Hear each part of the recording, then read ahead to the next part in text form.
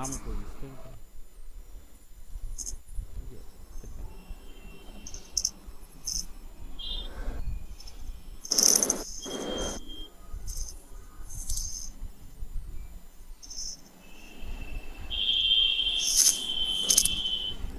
তো আসে না।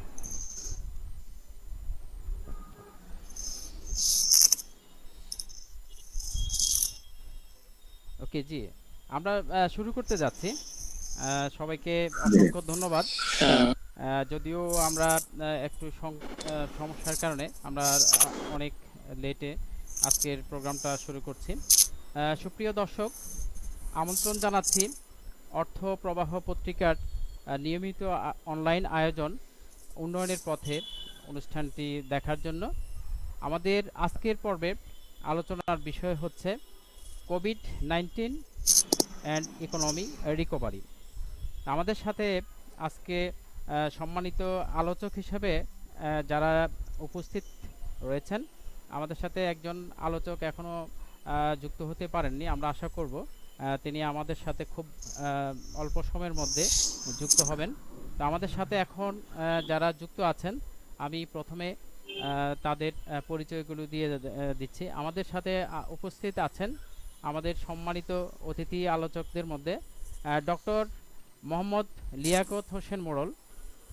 তিনি বাংলাদেশ অর্থনীতি সমিতির কার্যনির্বাহী কমিটির যুগ্ম সম্পাদক এবং ঢাকা বিশ্ববিদ্যালয়ের সিনেট মেম্বার এবং তিনি বাংলাদেশ কৃষি ব্যাংক বিকেবির অবসরপ্রাপ্ত একজন ডেপুটি ম্যানেজিং ডিরেক্টর।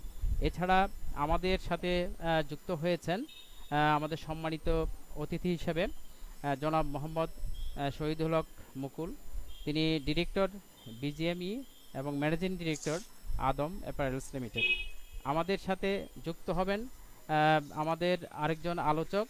তিনি হলেন রাজশাহী বিশ্ববিদ্যালয়ের অধ্যাপক, অর্থনীতি বিভাগের সাবেক চেয়ারম্যান এবং বাংলাদেশ অর্থনীতি সমিতির সম্মানিত কার্যনির্বাহী কমিটির একজন সদস্য জনাব অধ্যাপক ডক্টর মোয়াজ্জেম হোসেন খান। তো এই আলোচকদের মধ্যে আমরা একজনকে এখনও পাইনি, আমরা ওনাকে পেলে যুক্ত করব। আমরা এখন আলোচনার পর্বে চলে যাচ্ছি। আমাদের আলোচনা পর্বে এখন আমরা প্রথমে আমন্ত্রণ জানাবো আমাদের গার্মেন্টস ইন্ডাস্ট্রিতে যিনি নেতৃত্ব দিচ্ছেন বিজিএমইতে, জনাব এখানে উপস্থিত রয়েছেন আমাদের মোহাম্মদ শহীদুল হক মুকুল ভাই। তিনি বিজিএমের ডিরেক্টর। আমি প্রথমে ওনাকে দিয়ে শুরু করতে যাচ্ছি, কারণ কোভিড-19 পরবর্তীতে সবচেয়ে বেশি ক্ষতিগ্রস্ত খাত হচ্ছে বাংলাদেশের গার্মেন্টস ইন্ডাস্ট্রি। গার্মেন্টস ইন্ডাস্ট্রি হচ্ছে সবচেয়ে ক্ষতিগ্রস্ত খাত। তো এই খাতে কর্মসংস্থান যেমন বেশি, আমাদের ফরেন রেমিটেন্স এবং আয়ও এখানে সবচেয়ে বেশি। তো সেক্ষেত্রে আমরা প্রথমে আলোচনায় অংশগ্রহণ করার জন্য অনুরোধ জানাচ্ছি মুকুল সাহেবকে। মুকুল ভাই কি শুনতে পাচ্ছেন? হ্যালো, হ্যাঁ শুনতে পাচ্ছেন? হ্যাঁ, আমরা যেটা বলতে চাচ্ছি সেটা হচ্ছে কোভিড-19 পরবর্তী ডিসেম্বর থেকে শুরু, আবার জানুয়ারি থেকে এ পর্যন্ত আমাদের টোটাল ইকোনমিতে 5 লক্ষ কোটি টাকার মতো ক্ষতি হয়েছে। আমাদের প্রতিদিনের ক্ষতির পরিমাণ হচ্ছে 3,800 কোটি টাকার মতো। তো সেই হিসাবে সরকার 1 লক্ষ কোটি টাকার উপরে একটা প্রণোদনা প্যাকেজ ঘোষণা করেছে। আরও বিভিন্ন ধরনের ইনসেন্টিভ কিন্তু সরকার ঘোষণা করেছে। তো ওভারঅল ইকোনমিক যে ক্ষতি হয়েছে তা কাটিয়ে ওঠার জন্য কি আপনি মনে করছেন একজন ব্যবসায়ী উদ্যোক্তা এবং নেতা হিসেবে যথাযথ বলে মনে করছেন কিনা? আপনাকে প্রথমে ধন্যবাদ জানাচ্ছি যে আমাকে এই অনুষ্ঠানে অংশগ্রহণ করার সুযোগ দেওয়ার জন্য। তো গভর্নমেন্ট, মাননীয় প্রধানমন্ত্রী শেখ হাসিনা যে প্যাকেজগুলি করছে এগুলি খুবই আমাদের জন্য সহায়ক এবং আমার সাথে আপনাদের আছে উনি বলতে পারে ভালো, কারণ এখন আপনাদের যেটা দরকার মানির প্রবাহ, হ্যাঁ মানি সার্কুলেশনটা সবচেয়ে বড় ব্যাপার। এখন এটা একমাত্র খাত গার্মেন্টস, এই বৃহৎ ইন্ডাস্ট্রির মাধ্যমে সমাজের টাকাটা সার্কুলেশনটা ইজি উপায়।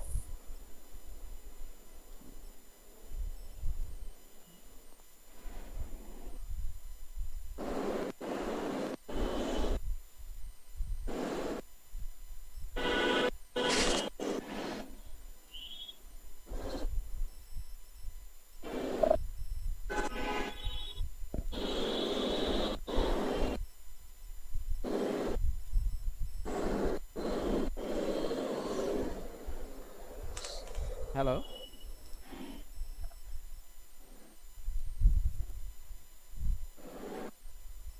হ্যালো। জসিম ভাই, ওনাকে শোনা যাচ্ছে জি, না। শোনা যাচ্ছে না, প্লিজ। তাহলে আমরা একটু অন্যদিকে যাচ্ছি। আমাদের আরেকজন আলোচক আমাদের সাথে এখন যুক্ত আছেন, ডক্টর লিয়াকত হোসেন মোড়ল। আহ, আমরা ওনার কাছে যাচ্ছি। যে স্যার, আপনি তো শুনতে পাচ্ছেন? হ্যালো। হ্যাঁ, আমি জি, শুনতে পাচ্ছি। আমি প্রথমে হ্যাঁ, যে শুনতে পাচ্ছি। প্রশ্নটা ওনাকে করেছিলাম সেই প্রশ্নটা আবার আপনার কাছে নিয়ে আসছি, যে ওভারঅল সরকারের যে 1 লক্ষ কোটি টাকার উপরে যে প্রণোদনা প্যাকেজ, ওভারঅল ইকোনমিতে যে আহ, ক্ষতি হয়েছে সেটা প্রায় আপনার বিভিন্ন তথ্য অনুসন্ধানে আমরা দেখেছি প্রায় 5 লক্ষ কোটি টাকার মতো। তো 1 লক্ষ কোটি টাকার প্রণোদনা প্যাকেজ দিয়ে এই 5 লক্ষ কোটি টাকার যে ক্ষতি সেটা কাটিয়ে ওঠা কতটুকু সম্ভব বলে আপনি মনে করছেন একজন অর্থনীতিবিদ হিসেবে? ধন্যবাদ জসিম ভাই। আহ, আপনি ঠিকই বলেছেন যে সরকার ইতিমধ্যে কোভিড-19 থেকে উত্তরণের জন্য 1,03,000 কোটি টাকা, 1,03,000 কোটি টাকা 19টি প্যাকেজ ঘোষণা করেছে। এবং সরকার এই প্যাকেজের মাধ্যমে সরকার চাচ্ছে যে অর্থনীতি যেন পুনরুদ্ধার হয় এবং অর্থনীতির চাকা যেন সচল থাকে, সেই চেষ্টাই করা হচ্ছে। এবং এই ক্ষেত্রে আপনি জানেন যে আসলে অর্থনীতিকে পুনরুদ্ধার করার জন্য এখানে মানি সাপ্লাই এটা বাড়াতে হবে। মানি সাপ্লাই বাড়ানোর বিকল্প কিছু নাই। এবং আমরা জানি যে এই মহামারী কোভিড যেটা 19, এটা শুধু বাংলাদেশের জন্য না, সারা বিশ্বব্যাপী এই মহামারী আকারে মানুষের সামনে আসছে, যেটা মানুষ কোনোদিনই গত 100 বছরের মধ্যে মানুষ এই ধরনের কখনোই এই ক্ষেত্রে বাংলাদেশ অর্থনীতি যেমন একটি ভালো অবস্থানে ছিল, অর্থনীতি এই কোভিড-19 আগে একটি উচ্চ মাত্রায় গিয়েছিল এবং আমরা বিশ্বের কয়েকটি দেশের মধ্যে আমরা অত্যন্ত দ্রুত গতিতে আমরা এগিয়ে যাচ্ছিলাম। কিন্তু এই মানি সাপ্লাই আজকে অর্থনীতিতে যদি না বাড়ানো হয়, তাহলে সেই জায়গাতে ফিরে যাওয়াটা আমাদের জন্য কঠিন হয়ে দাঁড়াবে। আপনি শুনতে পাচ্ছেন? জি, প্লিজ, আমি শুনতে পাচ্ছি। হ্যাঁ, তো সেখানে যদি আমাদের এই মানি সাপ্লাই পরিমাণটা, মানে ফ্লোটা, যাতে বলা হয় যে লেনদেনের যে প্রবাহ, এইটা যদি না বাড়ে, তাহলে অর্থনীতি কোনো ক্রমেই সচল রাখা সম্ভব হবে না। তো সেই কারণে সরকার ইতিমধ্যে একটি বাজেট ঘোষণা করেছে, 5,68,000 কোটি টাকার একটি বাজেট ঘোষণা করেছে। সাথে সাথে আমাদের একটি প্রণোদনা প্যাকেজ, 19টি প্যাকেজের মধ্যে 1,03,000 কোটি টাকার বেশি একটি প্যাকেজ ঘোষণা করেছে। এছাড়াও বিভিন্ন নন ব্যাংক ফিনান্সিয়াল ইনস্টিটিউশন এবং পিকেএসএফ সহ পল্লী সঞ্চয় ব্যাংক, অন্যান্য ব্যাংকও কিছু নিজস্ব অর্থায়নে তারা বিভিন্ন প্রোগ্রাম হাতে নিয়েছে, যেগুলো আসলে মূল উদ্দেশ্য হলো এই কোভিড-19 এর যে অভিঘাত, সেখান থেকে মুক্তি পাওয়া। তো সেই ক্ষেত্রে সরকার সঠিকভাবেই 1,05,000 প্রায় 5,000 কোটি টাকার মতো যে প্রণোদনা ঘোষণা করেছেন, সেই প্রণোদনার মধ্যে ম্যাক্সিমাম ক্ষেত্রে যেটা ব্যাংক নির্ভরশীল, আসলে এটা ব্যাংক নির্ভরশীল। এবং সেই ক্ষেত্রে আপনারা দেখেছেন যে আমাদের এই অর্থনীতির প্রায় প্রতিটি খাত, উপখাত আমাদের এই কোভিডে আক্রান্ত হয়েছে। তার মধ্যে সবচেয়ে বেশি সেবা খাত এবং শিল্প, এগুলোতে বেশি আঘাত এনেছে। বিশেষ করে আমাদের মাইক্রো ক্রেডিটের ক্ষেত্রে, বিশেষ করে মাইক্রো প্রতিষ্ঠান যেগুলো আছে এবং স্মল এন্ড কর্পোরেট ইন্ডাস্ট্রি যেগুলো আছে, সেই ক্ষেত্রে সবচেয়ে বেশি ক্ষতিগ্রস্ত হয়েছে micro, small and corporate industry এবং মাইক্রো ইন্ডাস্ট্রি যেগুলো, সেগুলো সবচেয়ে বেশি ক্ষতিগ্রস্ত হয়েছে। তো সেই ক্ষেত্রে সরকার যেমন 30,000 কোটি টাকা আপনার এসএমই এর জন্য এবং অন্যান্য মাইক্রো ক্ষেত্রে প্রায় 20,000 কোটি টাকার মতো এখানে প্যাকেজ ঘোষণা করেছে, যেগুলো ব্যাংক নির্ভর, আসলে ব্যাংকের মাধ্যমে আসতে হবে। এবং সেক্ষেত্রে বাংলাদেশ ব্যাংকও এই ব্যাংকগুলোতে তার লিকুইডিটিটাকে স্থিতিশীল রাখার জন্য এবং লিকুইডিটির সমস্যা যাতে না হয় সেজন্য তারাও বিভিন্ন রকম টেকনিক, যেগুলো মনিটারি পলিসি যে টেকনিকগুলো, সেই টেকনিকগুলো ব্যবহার করে, বিশেষ করে যেটাকে আমরা বলি যে কোয়ান্টিটেটিভ ইজিং, যে বিভিন্ন সিআরআর বা এসএলআর এর রেটটাকে কমিয়ে দিয়ে এবং অন্যান্য কিছু হ্যালো কাজ। হ্যালো স্যার, আপনার পেজটা একটু মোবাইলে একটু উপর দিকে আসবে, আর একটু মোবাইলটা যদি সাউন্ডটা একটু বাড়ানো যায় না একটু প্লিজ। হ্যাঁ এখন ঠিক আছে, তো জি প্লিজ। তো ক্ষেত্রে বিভিন্ন ধরনের যে প্যাকেজগুলো, এর মধ্যে বাংলাদেশ ব্যাংক কতগুলো সুবিধা ইতিমধ্যে বাণিজ্যিক ব্যাংকগুলো, যাতে বাণিজ্যিক ব্যাংকগুলো তাদের লিকুইডিটি প্রবলেমে না পড়ে, সেই কারণে বাংলাদেশ ব্যাংক কতগুলো মেজার্স নিয়েছে। তার মধ্যে একটি ইম্পর্টেন্ট মেজার্স হলো কোয়ান্টিটেটিভ ইজিং। এই কোয়ান্টিটেটিভ ইজিংটার মাধ্যমে বাংলাদেশ ব্যাংকগুলোতে একটা বড় ধরনের লিকুইডিটি সাপ্লাই দিয়েছে, এবং আশা করা যাচ্ছে যে এই লিকুইডিটিটাকে যদি ব্যবহার করা যায় এবং সরকার যে প্রণোদনাগুলো দিয়েছে এগুলো যদি ব্যাংকগুলো ব্যবহার করতে পারে, তাহলে আমরা আশা করছি যে অর্থনীতি আবার সচল হবে এবং এখানে যে লেনদেনের প্রবাহ যেটা মানুষের ইনকাম বাড়বে, এবং ইনকাম বাড়লে তার ইফেক্টিভ ডিমান্ড সৃষ্টি হবে। স্যার আমরা আবার আপনার কাছে আসবো, আমরা একটু মুকুল সাহেবের কাছে যাব, যেহেতু উনি একজন উদ্যোক্তা এবং গার্মেন্টস সেক্টরে আপনার প্রতিনিধিত্বশীল একজন উদ্যোক্তা। ওনার কথাটা মাঝখানে আমরা শুনতে পাইনি, তো আমি আবার একটু ওনার কাছে আসছি, যে ওনার কাছ থেকে আমরা একটু তথ্য নেব। আপনার যে প্রণোদনা প্যাকেজটা সরকার ঘোষণা করেছে, এর সাথে সমন্বয় করে গার্মেন্টস ম্যানুফ্যাকচারার এবং এক্সপোর্টার যারা আছেন বিজিএমইএ, আপনারা কতটুকু উপকৃত হচ্ছেন এবং কতটুকু বেনিফিট পাচ্ছেন, এবং ইকোনমি রিকভার করার জন্য সরকারের উদ্যোগের সাথে আপনাদের প্রচেষ্টাটা কতটুকু সফল হতে যাচ্ছে, একটু যদি বলেন। না, আপনি এখানে আমাদের 4 মাসের আমরা স্যালারি পেয়েছি, তার মধ্যে 2 মাস ছিল সব 2% সার্ভিস চার্জ, আর বাকি 2 মাস 4.5% আমাদের ইন্টারেস্ট সহ। এখন যেটা হইলো আমাদের মেইনলি আমাদের সবচেয়ে বড় একটা বিরাট খরচ হচ্ছে আমাদের মেইনলি ওয়ার্কার স্যালারি। এই ওয়ার্কার স্যালারি ওয়ার্কারদের ধরে রাখা এবং ওদেরকে মাসিক চালিয়ে নেওয়ার জন্য গভর্নমেন্ট যেটা আমরা সামনে এগোবো। আপনারা জানেন যে গত এপ্রিল মাসে আমাদের প্রায় 80% আমাদের এক্সপোর্ট হয় নাই। এখন এই এক্সপোর্ট গুলি আমরা এখন এসে করতেছি, বায়াররা এবং অনেক বায়ার অনেক অর্ডার ক্যান্সেল করছে এবং এখন যেটা সমস্যা হচ্ছে আমাদের এই ওয়ার্কার ধরে না রাখতাম, তাহলে কিন্তু এই ওয়ার্কার বিভিন্ন গ্রামে বিভিন্ন অঞ্চলে চলে যেত এবং আমাদের একটা ফ্যাক্টরি গুছানোর জন্য এটা আমাদের জানেন যে আমাদের একটা চেঞ্জ সিস্টেমে চলে। এই চেঞ্জ সিস্টেমে যাওয়া ঠিক মতো না ধরে রাখি তাহলে আমার প্রোডাকশন ফল করে, এবং এই ওয়ার্কার নতুন একটা ট্রেন আপ করা এর বিষয় একটা আমাদের ক্ষতি হতো। আর আমরা এই এখন ধরেন এই যে সেপ্টেম্বর এবং অক্টোবর আমাদের জন্য ডাল সিজন, জন্য এই দুটো মাস আমাদের সাংঘাতিক খারাপ অবস্থা, এখন অর্ডার আছে।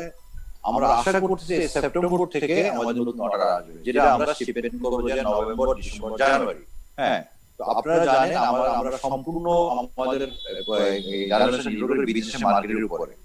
এখন যেখানে বিদেশের ইউরোপ এবং আমেরিকা অন্যান্য যেসব কান্ট্রি আছে, যে কান্ট্রিগুলিতে এখন পর্যন্ত তারা দোকানের মধ্যে খুলে নেয়, ওরা যাচ্ছে না।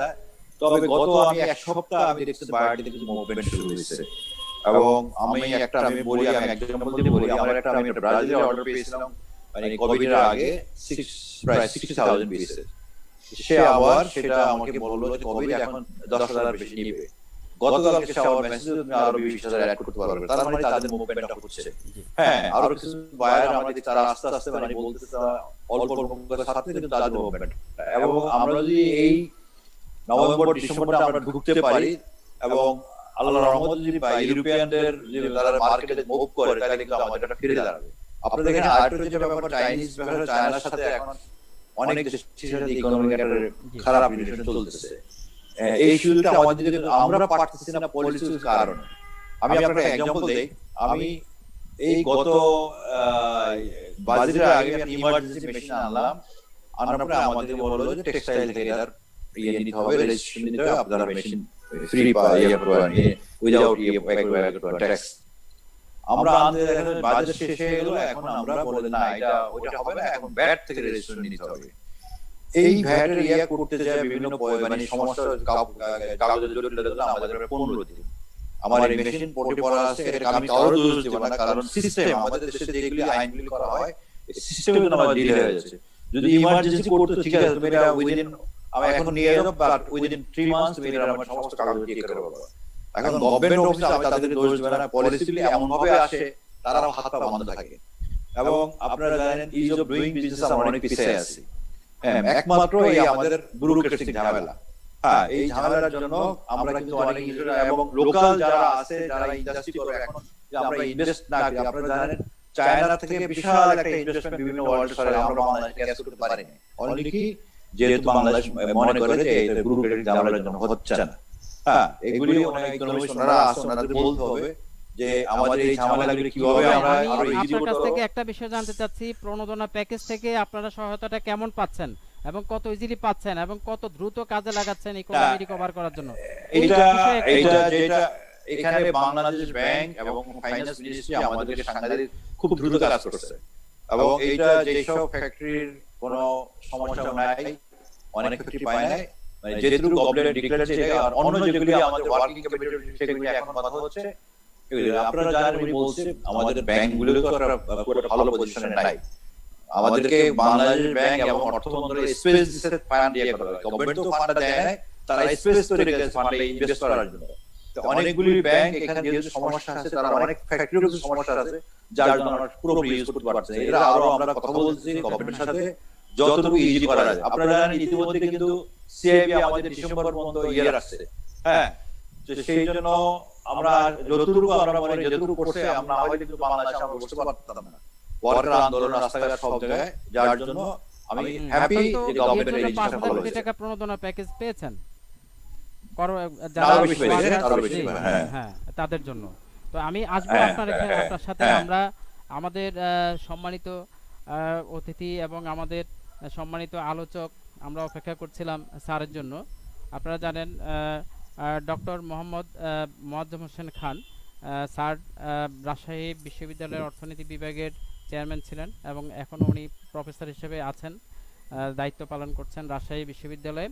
এবং তিনি আপনার ট্রানজিটের উপরে, ইকোনমির বিভিন্ন বিষয়ের উপরে তার গবেষণালব্ধ অনেক বিষয়ে আমরা তথ্য উপাত্ত ওনার কাছ থেকে আমরা পেয়েছি, এবং ওনার কাছ থেকে আমরা একটু আলোচনা ওনাকে দিয়ে শুরু করতে চেয়েছিলাম, ওনার একটু লেট হওয়ার কারণে আমরা ওনার কাছে আবার আসছি। স্যার কি শুনতে পাচ্ছেন? হ্যাঁ, পাচ্ছি। জি স্যার, সরি স্যার, আপনাকে আমরা পরে থ্যাংক ইউ। যুক্ত করলাম এই কারণে। স্যার একটা বিষয় হচ্ছে, আমরা একটু, আপনি জানেন যে টোটাল আমাদের এখন কিন্তু আপনার রেমিটেন্স বাড়ছে, এই কোভিডের মধ্যেও কিন্তু আমাদের রেমিটেন্স বেড়ে যাচ্ছে 38 বিলিয়ন মার্কিন ডলার। তারপরে হচ্ছে একটা বিষয় হচ্ছে যে দেখেন আমাদের কিন্তু আবার জাতীয় আয় বলা হচ্ছে পরিসংখ্যান ব্যুরো থেকে 2064 মার্কিন ডলার। আবার আপনি দেখেন আমাদের কনজামশন ইকোনমিতে, টোটাল জিডিপিতে আমরা 373 বিলিয়ন হচ্ছে আমাদের জিডিপি, তার মধ্যে 70% হচ্ছে কনজামশন থেকে, ভোক্তা ব্যয় হচ্ছে 70%। কোভিড-19 সবচেয়ে বেশি এফেক্টেড ভোক্তারা, যাদের ক্রয় ক্ষমতা কিন্তু কমে যাচ্ছে। তাহলে আমাদের জিডিপি গ্রোথ, আমাদের যে অর্থনীতির লক্ষ্যমাত্রা এবং ডেভেলপমেন্টের যে উদ্যোগগুলো নেওয়া হয়েছে, যে প্রণোদনা দেরি করে শুরু হলো, আমি মনে করছি যে আপনারা সংযোগ দিতে পারেননি, এদিকে আমারও ভুল হয়ে গেছে, জয়েন নিয়ে এই করতে ক্লিক করতে ভুলে গেছি। আচ্ছা, যাই হোক, যে এটা একটা বিশ্বব্যাপী সংকট, এটা আমাদের মাথায় রাখতে হবে। ওই যে আমাদের উদ্যোক্তা মহোদয় বললেন যে সরকার পলিসি নিচ্ছে ঠিকই, কিন্তু সেটা যথাযথভাবে কিন্তু এক্সিকিউট হচ্ছে না। দেখেন ব্যাংকগুলো সরকারের এই যে প্রণোদনা শহীদ এই সংকটকালীন সময় ডিস্ট্রিবিউট করা দরকার ছিল। হ্যাঁ, তা না হলে তো কোনো সাহায্যই না। হ্যাঁ, দ্রুততার সহিত যদি এটা দায়িত্ব বিশেষ করে ক্ষুদ্র এবং এসএমই খাতে যায় না, ব্যাংকগুলো অনিয়া দেখাচ্ছে। কোভিড আমাদের দেশে এখন এমন ভাবে ছড়িয়ে গেছে,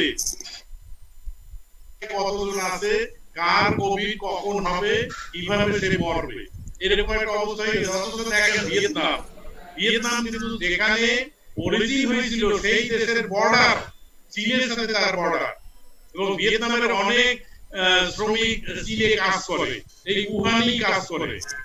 তারা ফেরত আসছে, সাথে সাথে তাদেরকে গর্তে ঢুকাই দেওয়া হয়েছে, খাতায় ঢুকাই দেওয়া হয়েছে, অর্থাৎ কোয়ারেন্টিনে নেওয়া হয়েছে, আইসোলেশনে রাখা হয়েছে। ভিয়েতনাম কিন্তু এই ছড়ানোটা থেকে একবারে সম্পূর্ণরূপে নিজের অর্থনীতিকে মুক্ত রাখতে পারছে। এটা কেন আমরা পারলাম না? অন্যদিকে দেখেন নিউজিল্যান্ড তার সমস্ত বর্ডার বন্ধ করে দিয়েছে সাথে সাথে, আক্রান্তের সাথে সাথে।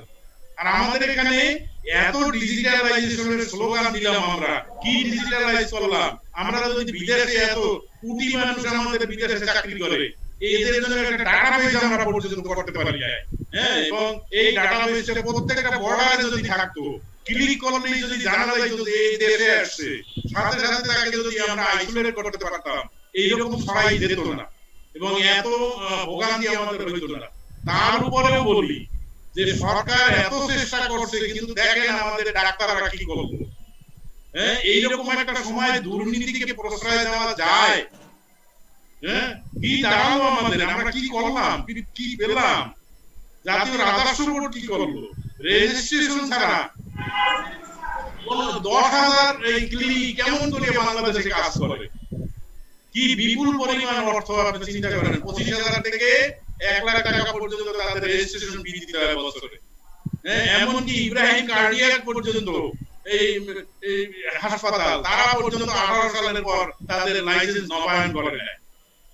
কিভাবে রাজস্ব আদায় হবে?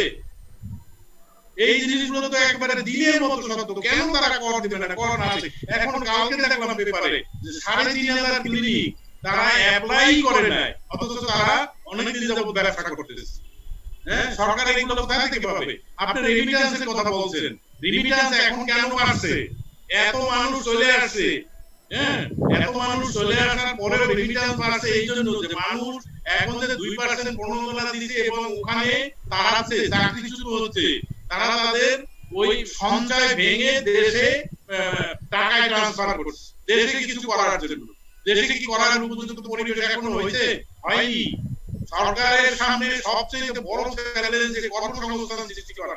এই যারা উদ্যোক্তা শ্রেণী, তাদের মধ্যে ইনফরমাল সেক্টরে 80% মানুষ বেকার হয়ে গেছে, কমপক্ষে 80% মানুষ বেকার হয়ে গেছে, তাদের কোনো কর্ম নাই। কালকে তো সিপিডি বলছে আমাদের 1,30,00,000 লোক বেকারত্বের শিকার। সিপিডির হিসাব যাই হোক না কেন, এটা তো বোঝাই যাচ্ছে। আপনি চারিদিকে তাকালেই দেখবেন যে কত মানুষ কর্মহীন। তারা মানে আগে একটু ছোটখাটো ব্যবসা বাণিজ্য করে খাইতো, এখন মানুষ ঘর থেকে বের হয় না। আগের তুলনায় কনজাম্পশন কম, ঘোরাফেরা কম, ট্যুরিজম বলতে গেলে নাই। ইন্টারনাল ট্যুরিজম তো অন্যতম একটা আয়ের উৎস ছিল এই যে যারা ইনফরমাল সেক্টরে কাজ করে, তাদের কিছু নাই। কক্সবাজারের দিকে তাকান, কুয়াকাটার দিকে তাকান, অন্যান্য স্পটগুলোর দিকে তাকান, মানুষ নাই। কাজে ইনকাম সেভাবে কমে গেছে মানুষের। ইনকাম কমে গেলে মানুষ ব্যয় না করলে কেমন করে এই হবে? ইনভেস্টমেন্ট হবে, আরেকজনের আয় হবে, এটা তো হবে না। এটা না হলে এটা অর্থনীতি যতক্ষণ পর্যন্ত না ফিরে আসে, ততক্ষণ পর্যন্ত অর্থনীতির পুনরুত্থান খুব মানে কঠিন ব্যাপার হবে। এবং সরকারের সামনে আমি মনে করি আগামী এই যে শুষ্ক মৌসুম শুরু হবে, অক্টোবর নভেম্বর থেকে পানি নেমে যাবে। পানি নেমে যাওয়ার সাথে সাথে কর্মসংস্থান সৃষ্টি করতে হবে। এবং এই মূর্খ মানুষদের জন্য, যারা শুধু ওই শ্রম বিক্রি করে খাইতো, তাদের জন্য আপনি নদী কাটেন, চর কাটেন, যাই কাটেন, এই খনন কাজটার মাধ্যমে, রাস্তাঘাট সংস্কারের কাজের মাধ্যমে কর্মসংস্থান সৃষ্টি করতে হবে। লক্ষ লক্ষ কোটি কোটি মানুষের কর্মসংস্থান করলে দ্রুত আয় বাড়বে এবং অর্থনীতিতে একটা সচলতা ফিরে আসবে। আমরা সেটাই বলছিলাম যে ইকোনমিতে সচল হবে, জি অর্থনীতি সচল হবে। সচল হবে, এবং যে এখানে যে কনজামশন এবং কনজিউমার যারা আছেন তাদের ভোগ ব্যয়টা আপনার বাড়াতে হবে। এখানে আমি আবার একটু লিয়াকত স্যারের কাছে যাচ্ছি। স্যার কি শুনতে পাচ্ছেন? জি পাচ্ছি আমি। জি, মোয়াজ্জেম স্যার বলছিলেন যে আমাদের অর্থনীতি যদি গতিশীল করতে হয়, সেখানে আপনার এই যে প্রণোদনা যে প্যাকেজগুলো আছে এর সঠিক ব্যবহার যেমন নিশ্চিত করতে হবে, তেমনি এক্সপেন্ডিচারও কিন্তু আপনার বাড়াতে হবে। আমরা দেখেছি সোশ্যালিস্ট কান্ট্রিগুলো এবং সোশ্যাল ডেমোক্রেটিক পলিটিক্স যে দেশগুলো চর্চা করে, তারা কিন্তু কোভিডকে যেমন মোকাবেলা করতে পেরেছে, তেমনি তাদের ইকোনমিকেও আপনার গতিশীল করতে পেরেছে। আর যারা ক্যাপিটালিস্ট তারা কিন্তু খুব একটা অ্যাগ্রেসিভ ওয়েতে এটাকে মোকাবেলা করেছে, কিন্তু তারা কিন্তু সঠিকভাবে সেটা পারেনি।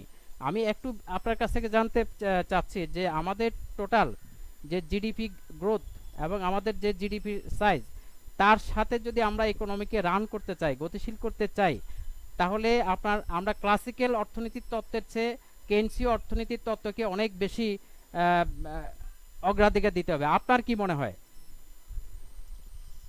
ধন্যবাদ। মোয়াজ্জেম ভাই অনেক কথা বলেছেন, মোয়াজ্জেম ভাইকে ধন্যবাদ। তো আমি বলবো যে আসলে গভর্নমেন্ট এক্সপেন্ডিচার বাড়াবে। তো গভর্নমেন্ট যে বাজেট দিয়েছে, ধরেন আপনার গভর্নমেন্ট যে বছরে যে বাজেট দিয়েছে 5,68,000 কোটি টাকা, এবং এই এক্সপেন্ডিচারটা যদি গভর্নমেন্ট করতে চায়, তাহলে গভর্নমেন্টের যে সোর্স, সেই সোর্সটা কি? সোর্সটা হলো তার tax, mostly income tax, VAT একটা, আর একটা হলো গভর্নমেন্ট ডেট, এই দুটো। তো সেখানে ইনকাম ট্যাক্সের ক্ষেত্রে বা ভ্যাটের ক্ষেত্রে যদি আমরা যাই, সেখানে দেখবো যে কোভিড-19 এর ফলে অনেক বিজনেস, ব্যবসা প্রতিষ্ঠান এমন অবস্থায় পৌঁছে গেছে যে অনেকের পক্ষেই এই ভ্যাট কিংবা ইনকাম ট্যাক্স এটা হয়তো কাঙ্ক্ষিত মাত্রায় আমাদের আদায় করা সম্ভব হবে না। এবং আরেকটি বড় বিষয় হলো ডেট। এই ডেটের ক্ষেত্রে দেখা যায় যে আমাদের বড় ধরনের একটা ডেট যেটা ব্যাংকিং সেক্টর থেকে আমরা নেই, আর একটা হলো যে আমরা নন ব্যাংকিং, বিশেষ করে ন্যাশনাল সেভিং সার্টিফিকেট থেকে গভর্নমেন্ট সংগ্রহ করে থাকে। তো সেক্ষেত্রে আমরা যদি দেখি যে গত বছরে দেখেন যে গত অর্থ বছরে জুলাই 19 থেকে মে 20 পর্যন্ত মাত্র 11,011 কোটি টাকার মতো সঞ্চয়পত্র মাত্র বিক্রি করা হয়েছে। অনেকেই সঞ্চয়পত্র ভাঙিয়ে নিচ্ছে। সেই ক্ষেত্রে সেই জায়গাতেও একটা বড় ধরনের সমস্যা, গভর্নমেন্টের জন্য একটা চ্যালেঞ্জ। আবার আর একটি বড় জিনিস হলো যে আমাদের, আমি যেটা বললাম যে ব্যবসা বাণিজ্য এমন একটা পর্যায়ে গিয়েছে যেখানে ভ্যাট এবং ট্যাক্স এইটাকেও মানে সেইভাবে আমরা আনতে পারবো না। সেক্ষেত্রে সরকার যদি চায় যে তার এক্সপেন্ডিচারটাকে ঠিক রাখতে হবে, তাহলে সেই সোর্সটা কি হতে পারে? তো সেই সোর্সটা হতে পারে যে প্রয়োজন বোধে ব্যাংকের কাছে যাওয়া, এবং সেক্ষেত্রে বাংলাদেশ ব্যাংকের পক্ষে যে কাজটি করা সম্ভব সেটি হলো, একটি হলো তার পক্ষে যে যেটা করছে ইতিমধ্যে বাংলাদেশ ব্যাংক যেটা করছে, যেটাকে আমরা বলি কোয়ান্টিটেটিভ ইজিং, বা যেটাকে বলি আমরা যে সিআরআর, এসএলআর, এগুলোর মাধ্যমে ইন্টারেস্ট রেটটা কমিয়ে দিয়ে এবং ট্রেজারি বিলগুলোকে পারচেজ করে, গভর্নমেন্ট কিন্তু যদি ট্রেজারি বিল পারচেজ করে তাহলে সেই ক্ষেত্রে বাংলাদেশ ব্যাংক 1,05,000 কোটি টাকার মতো লিকুইডিটি সাপ্লাই করতে পারবে। সেই ক্ষেত্রে গভর্নমেন্টকে money supply, that is printing money, যেটা সেটা হয়তো করতে যাইতে হবে না। তো সেই ক্ষেত্রে যেমন প্রিন্টিং মানি, মুদ্রা ছাপাতে হলেও কিন্তু আমাকে যে কাজটি করতে হবে যে আমার মানি সাপ্লাইটাকে ঠিক রাখার জন্য আমাকে মুদ্রা মানি প্রিন্টিং করতে হবে। এই প্রিন্টিং এর সেই ঝুঁকিটা হলো তার বড় ধরনের ইনফ্লেশন, এবং সেখানে জিম্বাবুয়ের যে অভিজ্ঞতা আমরা দেখছি। তো কাজেই সেটা আমাদের জন্য একটা বড় ধরনের চ্যালেঞ্জ। এই ক্ষেত্রে বাংলাদেশ মধ্যে একটা, আমি মনে করব বাংলাদেশ ব্যাংক একটা রাইট পদক্ষেপ নিয়েছেন, সেটি হলো যে তারা ব্যাংকগুলোকে সিআরআর কমিয়ে দিয়েছেন, এসএলআর কমিয়ে দিয়েছেন, যেই কারণে এখন তাদের কাছে একটা বড় ধরনের লিকুইডিটি আছে। এবং যদি ট্রেজারি বিল যেগুলো বাংলাদেশের বিভিন্ন ব্যাংকের কাছে যে ট্রেজারি বিলগুলো আছে, বিল এবং বন্ড যেগুলো আছে, সেগুলো নিয়ে এসে যদি বাংলাদেশ ব্যাংক মানি সাপ্লাই দেয়, তাহলে 1,05,000 কোটি টাকার মতো সাপ্লাই দিতে পারবে ইজিলি। সেখানেও কিছু আপনার ইনফ্লেশনারি প্রবলেম থাকতে পারে, কিছুটা হবে। তো কাজেই সেই ক্ষেত্রে বড় ধরনের চ্যালেঞ্জ হবে যেটা সরকারের জন্য, যেটা হলো যে প্রিন্টিং মানি সেটা গেলেও একটা চ্যালেঞ্জ আসতে পারে। আর একদিকে কোয়ান্টিটেটিভ ইজিং যেটা বাংলাদেশ ব্যাংক করছে, সেটার ক্ষেত্রেও কিছু মানে আপনার ইনফ্লেশন সৃষ্টি হতে পারে। যদিও দেখছি আমরা যে গত অর্থ বছরে আমাদের ইনফ্লেশন ছিল 6 পয়েন্ট সামথিং এর মধ্যে ছিল, যেটা আমাদের একটা মোটামুটি একটা অ্যাফোর্ডেবলের মধ্যেই ছিল আমরা মনে করি। তো এইটাকে যদি আমরা 5% এর মধ্যে রাখতে পারি তাহলে আমাদের জন্য সুবিধা। এখন এই ক্ষেত্রে যেটা সবথেকে বড় চ্যালেঞ্জ হবে বাংলাদেশ ব্যাংকের জন্য, যে এই যে ইনফ্লেশনারি মেজার্সটাকে যদি আমরা সঠিক রাখতে পারি এবং সেখানে কিছু টেকনিক, যে সমস্ত টেকনিক এবং টুলস আছে, সেই টুলস গুলাকে ব্যবহার করে কোন রকমের যেন মানি সাপ্লাইটা বাড়াতে গেলে ইনফ্লেশনটা যেন না হয় সেই দিকে লক্ষ্য রাখতে হবে। এবং আরেকদিকে সবচেয়ে বড় কথা হলো, যেটা মঞ্চ ব্যাংক আগেও বলেছিল, যে এই ক্ষেত্রে ইফেক্টিভ ডিমান্ড তৈরি করতে হবে, কর্মসংস্থানের বিকল্প কিছু নাই। এই অবস্থা থেকে, এই মহামারী অবস্থা থেকে যদি আমরা এবারে বাঁচতে চাই, তাহলে আপনার সিপিডি কি বলছে আই ডোন্ট নো, বাট আমার ধারণা এবং অর্থনীতি সমিতিও তার একটা বাজেটের একটা আর্টিকেলের মধ্যে নিয়ে আসছে যে প্রায় 3 কোটির বেশি হবে মানুষ কর্মহীন হয়ে পড়েছে।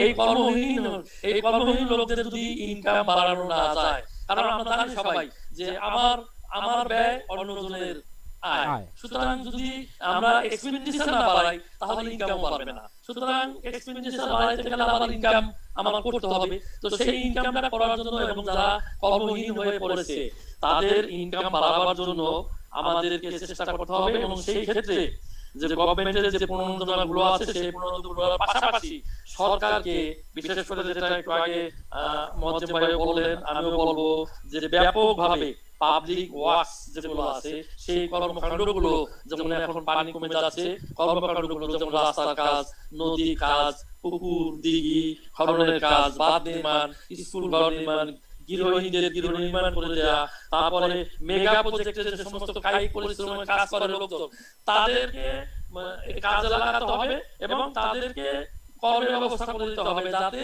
ইফেক্টিভ ডিমান্ড সৃষ্টি হয়। এবং এই ইফেক্টিভ ডিমান্ড সৃষ্টি হলে আপনি আগেও বলেছিলেন যে কেনসিয়ান যে মডেল, সেই মডেলটাকে অবশ্য এখন আমাদের ব্যবহার করা প্রয়োজন হয়ে পড়েছে। সেখানে যদি আমাদের এক্সপেন্ডিচার না বাড়াইতে পারলে তাহলে আমাদের ইনকামও বাড়বে না এবং সেই ক্ষেত্রে আমাদের ইফেক্টিভ ডিমান্ড সৃষ্টি হবে না। এবং ইফেক্টিভ ডিমান্ড সৃষ্টি না হলে আমাদের অর্থনীতির চাকা আবার সচল হবে না। সুতরাং অর্থনীতির চাকাকে সচল করতে গেলে আমাদের এই কাজগুলো করতে হবে। এবং আপনারা জানেন সবাই যে এই লকডাউনের ফলে আমাদের যে দেশের যে শ্রেণী কাঠামো, স্যার আমি একটু এই বিষয়টা আপনার পরে আসছি, আমি একটু এখন মুকুল ভাইয়ের কাছে একটু যাব। মুকুল ভাই কি শুনতে পাচ্ছেন? হ্যালো হ্যালো, হ্যাঁ জি স্যার, যেটা বলছিলেন যে ইফেক্টিভ ডিমান্ড বাড়াতে হবে, কার্যকর চাহিদা বাড়াতে হবে, সেক্ষেত্রে এটা কিন্তু প্রণোদনা প্যাকেজে আপনাদেরকে দেয়া হয়েছে। আপনাদের যারা ওয়ার্কার্স তাদেরকে বেতন দিয়ে তাদেরকে অ্যাক্টিভেট করা এবং তাদেরকে ক্রয় ক্ষমতা বৃদ্ধি করা, এবং আপনাদের এখানে 20 লক্ষাধিক লোকের কর্মসংস্থান আছে। তো সেক্ষেত্রে এখানে একটা বিশাল শ্রেণীর মানুষ, 40 লক্ষাধিক, তাদের কর্মসংস্থান এবং তাদের আয়ের মাধ্যমে কিন্তু আমাদের আভ্যন্তরীণ চাহিদার বিশাল অংশ কিন্তু এখান থেকে, এই ব্যয় থেকে নির্বাহ করা হয়। এখন আপনারা, আমরা দেখেছি অনেক জায়গায় গার্মেন্টস সেক্টরের লোকজন বেতন পাচ্ছে না, তারা রাস্তা ব্যারিকেড দিচ্ছে, এই ধরনের শোনা যাচ্ছে, দেখা যাচ্ছে। এই বিষয়ে আপনারা কি? হ্যাঁ জি, শোনা যাচ্ছে। আমি আবার একটু বলে রাখি, আমাদের যদি এটা অফ হয়ে যায় আপনারা আবার একটু এডমিট করবেন, কারণ 40 মিনিটের পরে আমাদের ফ্রি, তো আবার একটু এডমিট করবেন আর কি, আমি একটু বলিয়ে রাখলাম। তো আপনি একটু যদি বলেন প্লিজ। কি বলছিলেন? মাঝখানে কেটে গেছিল, কি বলছিলেন? কতক্ষণ লাগবে? 40 মিনিট আর কি, এরপরে একটু এডমিট করবেন আর কি। আচ্ছা প্লিজ। না আমি বলি, আপনারা জানেন বেতনটা তো ধরেন একটা টাইমিং, আর ইকোনমি আমাদের তো জানেন সমস্ত আমাদের এটা নির্ভর করতেছে মানে ফরেন বায়ারদের উপরে। এখানে আপনি জানেন যে অলরেডি কিন্তু অনেকগুলো ফ্যাক্টরি বন্ধ হয়ে গেছে, এই কোভিড এর কারণে ফ্যাক্টরি বন্ধ হয়ে গেছে, আর অনেক ফ্যাক্টরি লাইন কমে গেছে। ইন্ডিয়া কিন্তু তারা আগামী 3 বছরের জন্য তাদের লেভেলটা বন্ধ রাখছে, কারণ আমরাও এখন চেষ্টা করতেছি, কারণ বায়াররা চাচ্ছে প্রত্যেকটা অর্ডারের গত বছর যা প্রাইস দিচ্ছে তার থেকে 10 থেকে 15% তারা অর্ডার প্রাইস কম বলতেছে। হ্যাঁ বলে যে এই সময় চালাও, আমরা কিভাবে করবো। এখন বাংলাদেশে যে আমরা যদি মনে করেন ওয়ার্কার মানে মানে তাদের সংখ্যা না কমায়, হ্যাঁ তাদের রাখা যায়, আমরা যদি কিছু ঠিক আছে তোমরা 8 ঘন্টা ডিউটি করো, তারপরে 2 ঘন্টা আমরা ওভারটাইম করে দাও, এইখানে যে আমরা কিছু করতে চাই না, তোমরা 10 ঘন্টা ডিউটি করো, বাট আমরা বেশি ওয়ার্কার নিতে পারবো। মানে কস্ট এফেক্টিভ করার জন্য আমরা ওয়ার্কারদের সাথে মানে যত ওয়ার্কারদের তাদের চাকরিচ্যুত না করে তাদের রেখে আমাদের কষ্টের ভিতরে নিয়ে আসা, তাহলে কিন্তু আমাদের প্রত্যেকটা ফ্যাক্টরি কিছু কিছু ওয়ার্কার কাজে লাগাইতে পারবে। এটা এই ব্যাপারে আমরা গভর্নমেন্টের সাথে আলোচনা করছি, গভর্নমেন্ট এখন কিছু বলে নাই, কারণ আমাদের সম্পূর্ণ আমরা ডিপেন্ডেন্ট অন ফরেন মার্কেট। আর ফরেন মার্কেটের কি যেটা আগে বললাম আমি, যে আস্তে আস্তে খুলতেছে, আপনারা জানেন অনেক ব্র্যান্ড বায়ার তারা কিন্তু নিজেদেরকে ব্যাংকারপ্সি ডিক্লেয়ার করছে। এখন আপনি একটা এক্সাম্পল বলি, যে বিদেশে যারা বড় বায়ার মানে যারা ইন্ডিয়াক্স আমরা যারা আছে, তাদের কিন্তু একটা মার্কেটে কিন্তু 4-5টা সব থাকে, কিডস, মেন্স, লেডিস, বিভিন্ন রকম। হ্যাঁ, এখন তারা করবে কি, তাদের কিন্তু লোক কমায় দিয়ে একটা দোকান রাখবে। তার মানে দোকানের সংখ্যা কমে গেলে, তাদের সবার সংখ্যা কমে গেলে তাদের প্রোডাক্টের সংখ্যা কমে যাবে। আমরা যদি 100টা দোকান তাদের চেইন সপ্তাহে 10 পিস করে হলো, দেখা যায় 1000 পিস। এখন যদি 50টা দোকান হয় তাহলে 5000 পিস হয়ে যাবে।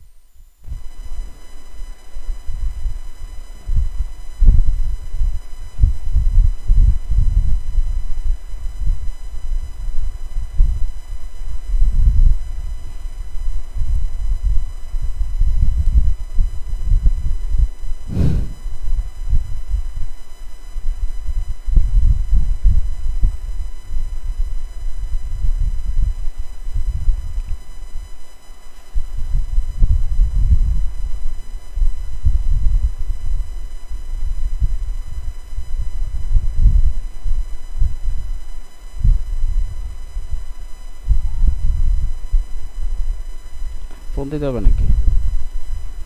আসে না, অ্যাডমিট দিতেছে না।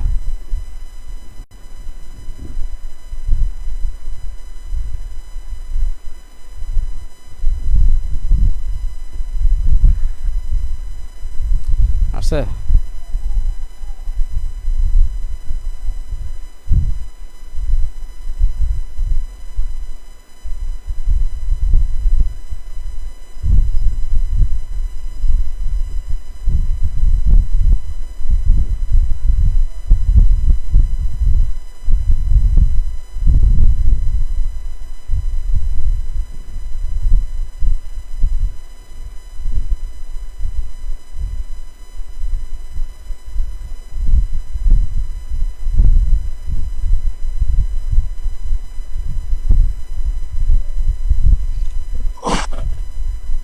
আরেকজন আসছে।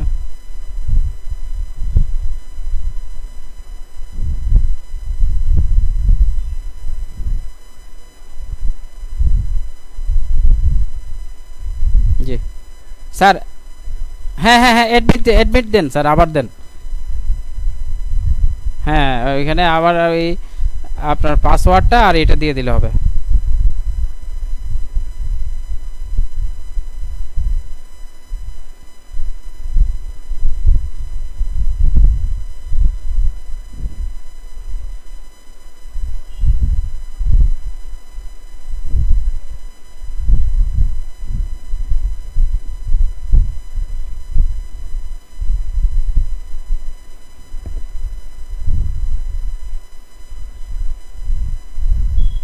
জি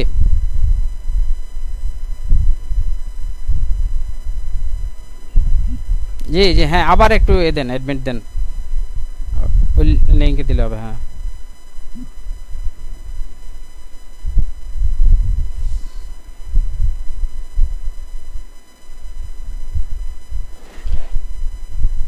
আচ্ছা,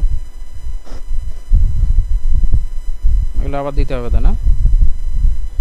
হুম,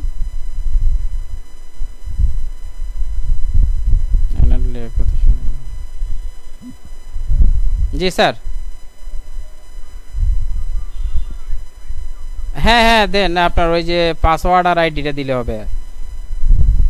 আচ্ছা কত টাকা জসিম ভাই? হ্যালো জসিম ভাই, জসিম ভাই শুনতেছেন?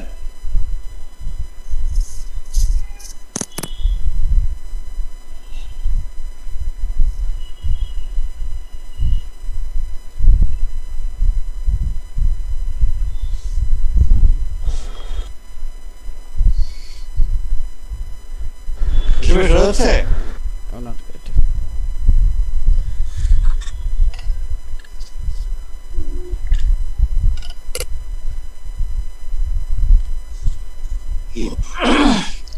One video. কি জায়গা করো নাকি? হ্যাঁ আমার তো ইয়ের ওই যে তো এই দুটো বলে দাও। হ্যাঁ দেখেন আপনি এক দুই জায়গা স্যারটা তো হ্যাঁ এবার যাই। হ্যাঁ হ্যাঁ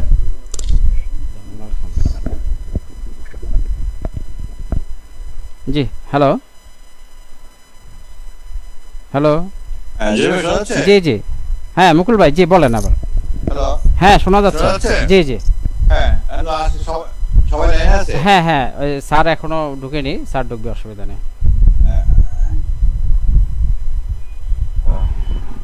আমার আরেকটা মিটিং আছে সেজন্য হ্যাঁ হ্যাঁ এটা শেষ আমরা করে শেষ দিতে হবে। শেষ করে দেবো। হ্যাঁ এই স্যার আসছে। হ্যাঁ জি প্লিজ। আমি বলবো এখন? হ্যাঁ বলেন।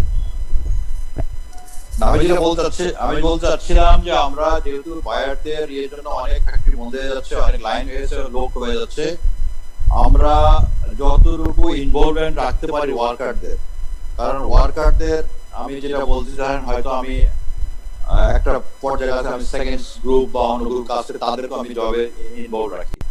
একজনের একটা গ্রুপ হয়তো 8টার সময় কাজ করে 8টার মধ্যে কাজ করে গেল, নেক্সট গ্রুপ আসবে। এগুলি করতে গেলে আমরা কিন্তু তখন লেবার লোটা ফলো করা যায় না। হ্যাঁ টেম্পোরারি কিছু আমরা লোক নিতে পারি নিয়ে করলে, কারণ একটা লোকের ভালোভাবে খেয়ে পরে বেঁচে থাকা আর একদম সামান্য জীবনের জন্য বেঁচে থাকা ডিফারেন্স আছে। এখন যদি জীবনের জন্য বেঁচে থাকা, আমি ভালোভাবে একদম নিউট্রিশন নিয়ে থাকি, এগুলি যদি লেবার লোয়ের কিছু আমাদের পরিবর্তন বা সময় স্থগিত করি তাহলে কিন্তু আমরা অনেক এমপ্লয়মেন্ট ধরে রাখতে পারি। আদারওয়াইজ কিন্তু আমাদের এগুলি ধরতে গেলে আমাদের অনেক সমস্যা হবে। আরেকটা ব্যাপার যেটা হচ্ছে আপনারা জানেন স্বাস্থ্যবিধি মেনে নেওয়া চলে এগুলি আমরা কিন্তু অনেক ওয়ার্কের আমরা ইনভলভ করতে পারি না। হ্যাঁ সেই জন্য করতে হলে আমাদের লেবার লোটার আমরা করতে গেলে যে ঠিক আছে আমি 100 লোকেতে আমি 60% লোক কাজ করাচ্ছি, আমি বাকি 40% রাত্রে বন্ধ হয়ে কাজ করবো, এভাবে এটা করতে গেলে হবে। আর পলিসিগত সাপোর্ট মানে আমাদের আপনারা জানেন যে আমাদের অনেক বায়ার পেমেন্ট এখন সবাই চাচ্ছে যে তাদের ডেপার্ট পেমেন্ট 3 মাস 6 মাস এরকম। এটা অলরেডি কিন্তু বাংলাদেশ ব্যাংক আমাদের যেটা আমাদের ইডিএফ ফান্ডের তারা পরিমাণ বাড়াইছে, আমরা এটা ডিউরেশন বাড়াইছে। এটা ভালো একটা জিনিস করছে বাংলাদেশ ব্যাংক, যে ডিউরেশন এবং আপনার ফান্ডের এটা বাড়াইছে, যার জন্য আমরা আমাদের সাপ্লাইদের পেমেন্ট করে আমরা কিন্তু মোটামুটি আমরা কন্ট্রোল করতে পারবো। এখন সবকিছুই নির্ভর করতেছে বায়ারদের উপরে, বিদেশের মার্কেটের উপরে। মহাজন স্যার যেটা বলছিলেন যেটা শুধু আমার প্রবলেম না, আপনার প্রবলেম, সমস্ত দুনিয়ার প্রবলেম। আমি সেদিন একটা জার্নালে পড়তেছিলাম যে এটা 3 বছর লাগবে। এখন এই 3 বছরে আমাদের টার্গেটটা কিভাবে আমরা প্রত্যেকটা স্টেপ আমাদের মেপে করতে হবে, এইটুকু। আমি ধন্যবাদ। জি জি প্লিজ আমি একটু মোয়াজ্জেম স্যারের কাছে যাচ্ছি। স্যার কি শুনতে পাচ্ছেন? হ্যাঁ স্যার এখানে একটা বিষয় আমরা দেখেছি, আপনার এক্সপোর্ট ওরিয়েন্টেড ইন্ডাস্ট্রি যেগুলো আছে তাদের কিন্তু 70 থেকে 80% কিন্তু ইম্পোর্টেড, এবং আপনার ওভেনের 70 থেকে 80% কিন্তু ইম্পোর্ট হয় অ্যাক্সেসরিজ চায়না থেকে। তো কোভিড-19 পরে কিন্তু চায়না থেকে যে সমস্ত আপনার অ্যাক্সেসরিজ ইম্পোর্ট হয়ে আসে এগুলো কিন্তু আসেনি, এবং অনেক অ্যাক্সেসরিজ কিন্তু আপনার রেডিমেড গার্মেন্টসের আমরা দেখেছি কিন্তু আপনার যে সাপ্লাই চেইনে থাকার কথা সেটা কিন্তু ছিল না। তাছাড়া আপনার এখানে যে অন্যান্য এগ্রি এবং এসএমই যে এগুলো আছে সেখানে কিন্তু আপনার এখনও ঋণের যে প্রবাহটা ওইভাবে কিন্তু বাড়েনি।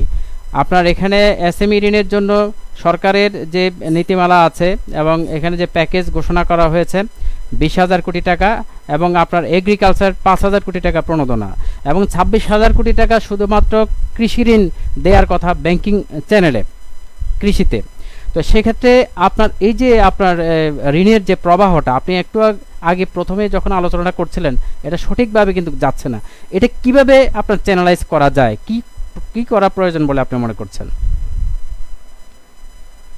আমি মনে করি যে সরকারের একটা কেন্দ্রীয় একটা কমিশন এই ধরনের কিছু একটা করা উচিত। কারণ আমরা দেখছি মন্ত্রণালয়গুলোর মধ্যে কোনো কোঅর্ডিনেশন নেই। এক এক মন্ত্রণালয় এক এক কথা বলে। 2 নম্বর হইলো একই মন্ত্রণালয়ের মধ্যে দেখেন মন্ত্রীর কথা কেউ শোনে না। হ্যাঁ, তারা হ্যাপজার্ডলি আমলাতান্ত্রিক ভাবে জিনিসগুলোকে লিঙ্গার করছে, যেখানে এরকম একটা ন্যাশনাল ক্রাইসিসের সময় আরো বেশি ত্বরান্বিত করা উচিত, লিড টাইম কমানো উচিত, সিদ্ধান্ত গ্রহণের কয়েক ঘন্টার মধ্যে বাস্তবায়ন করতে পারলে আরো ভালো হয়। কিন্তু সেইটা না করে দেখা গেছে সরি রশি টানাটানি হচ্ছে। এইটা কিছুতেই ঠিক না। স্বাস্থ্যমন্ত্রী দেখেন কি সব কথা বলে, তার কথা তার সচিব শুনছে না, সচিবের কথা মহাপরিচালক শুনছেন না, সচিব প্রশাসন ক্যাডার থেকে গেছে, এদের মধ্যে একটা দ্বন্দ্ব লেগেই আছে। এইগুলা কেন থাকবে এইরকম একটা ক্রাইসিসের সময়? আমি কিন্তু এই জিনিসটা বুঝতে পারছি না। বাংলাদেশ ব্যাংক অত্যন্ত ভালো ভালো পদক্ষেপ নিয়েছে, রেট কমিয়েছে, 1% রেট কমিয়ে দেওয়া একটা লট অফ মানে কমানো, অনেক কমানো আমি মনে করি। কিন্তু সেই উদ্যোগটা বাস্তবায়নের ক্ষেত্রে যে অন্যান্য তার যে শিডিউল ব্যাংকগুলো তারা কিন্তু উঠে দাঁড়াচ্ছে না। এখন আগে শুনলাম, কয়েক মাস আগেও শুনলাম সরকার ধার নিছে এই জন্য তাদের লিকুইডিটি নাই। এখন শোনা গেল যে তাদের 1.5 লক্ষ কোটি টাকা লিকুইডিটি পড়ে আছে, নেওয়ার কেউ নাই। এটা কি ধরনের কথা হলো? বিপরীতমুখী কথা হয়ে গেল না? বিপরীতমুখী কথা হয়ে গেল। এই সময় তো ঋণ নিবে কারা? কোভিড এর আতঙ্কে সবকিছু মানে শেষ হয়ে গেছে বলা যায়। তো সেইখান থেকে শুরু করতে হলে মানুষকে তো তার সাহায্য নিয়ে আগাই যেতে হবে সবাইকে। উদ্যোক্তাকেও যেমন এগিয়ে আসতে হবে, সরকার যেমন এগিয়ে গেছে, তারা যদি আগাই না আসে, মন্ত্রণালয়গুলি এবং আমলাতন্ত্র যদি অ্যাক্টিভ না হয়, তাহলে এটা তো সম্ভব না। আমি আরো একটা জিনিস বলতে চাই, সেটা হলো এই যে কোয়ারান্টিন, আমাদের দেশে কোয়ারান্টিন বলে কিছু বুঝিই না। হ্যাঁ, এমনকি ডাক্তাররা না, সর্দি কাশি এগুলাও কিন্তু ভাইরাস জনিত। হ্যাঁ, এতদিন পর্যন্ত আমরা অনেক কিছু জানি না। এখন জানা গেল যে 15 লক্ষর বেশি ভাইরাস আছে পৃথিবীতে। এই 15 লক্ষ ভাইরাসের মধ্যে আরেকটা যে কোভিড এর চাইতে মারাত্মক নাই, এইটা কিন্তু আমরা হলফ করে বলতে পারি না। কাজে আমাদের প্রস্তুতিটা কোথায়? হ্যাঁ, আমরা বসুন্ধরাকে নিলাম প্রায় 100 কোটি টাকা ব্যয় করিয়া, কি কাজে লাগলো আমাদের? সেটা কোনো কাজে লাগলো না। আমরা যদি টঙ্গীর ইস্তেমা মাঠকে একটা পার্মানেন্ট স্ট্রাকচার দিয়া চারিদিক ঘেরাও দিয়ে সুন্দর করে একটা জিনিস করতাম, সেটাকে ট্রেনিং পারপাসে লাগাতে পারতাম, সেটাকে এইরকম মানে ইমার্জেন্সি মিট আপ করার জন্য হাসপাতাল বানাতে পারতাম, এইরকম একটা ওই যে বন্যা দুর্গতদের রাখার জন্য শেল্টার হাউস করা হয় না, এরকম একটা কিছু। কত বড় একটা মাঠ, হাজার হাজার একর জমি ওখানে পড়ে আছে, এরকম একটা আমরা কেন করলাম না? এবং এই ডাটাবেস কেন এখনো আমাদের নাই? যে ডাটাবেসে চাপ দিলি, তাই না, আমি বিদেশ থেকে আসলেও ধরা পড়বেও আর বিদেশে গেলেও ধরা পড়বে। হ্যাঁ, আমাদের যে বদনাম গুলো হয়ে গেল, ইটালিতে যাই ফেরত আসলো, দুবাইতে গিয়া ফেরত আসলো, এইগুলো তো আমাদের দেশে এখন ঘটার কথা ছিল না। আমরা এত ডিজিটালাইজ করলাম। হ্যাঁ, এর এটা কোথায়? ফলটা কোথায়? ফলটা তো জিরো। এখনো ভারত যেতে দেখা গেছে ওই আখ্যাতের মধ্যে পাসপোর্ট চেক করে দর্শনার্থী। এটা এখন মানা যায়? কি ডিজিটালাইজ করলাম আমরা? হ্যাঁ, খালি মুখের কথা, কার্যত কিছু ডিজিটালাইজ হয় না। এতদিনে দেখা গেল ন্যাশনাল বোর্ড অফ রেভিনিউ, রাজস্ব বোর্ড জাতীয়, এরা ওই ই মেশিন নিয়ে আসছে, ইলেকট্রনিক মেশিন নিয়ে আসছে। তাও আবার কয়টা? মাত্র 100টা। 100টা ঢাকায় আর 20টা দিছে চট্টগ্রামে। এটা কোনো কাজের কথা হইলো? 100টা থাকা উচিত ছিল একটা ইউনিয়নে। এখন হ্যাঁ, ইউনিয়নে বেচা কেনা হয় না? অনেক দোকান আছে না, বড় বড় হাট আছে না? রাজস্ব কোথা থেকে আসবে? প্রচুর রাজস্ব আয় করা সম্ভব। হ্যাঁ, এগুলো কিচ্ছু করা হচ্ছে না। একটা হাটে যদি আপনার 20টা দোকানে আপনি ইলেকট্রনিক মেশিন বসায়, হ্যাঁ, ক্যালকুলেটিং মেশিন, হ্যাঁ, এবং সেটা সার্ভারের সাথে যুক্ত, এটা ইচ্ছা করে এটাকে পিছাই দেওয়া হচ্ছে যাতে করে ট্যাক্স আদায় না হয়, হ্যাঁ, যাতে করে চুরির পথটা খোলা থাকে। এটা সরকার দেখে না? সরকার এটা দেখা উচিত না?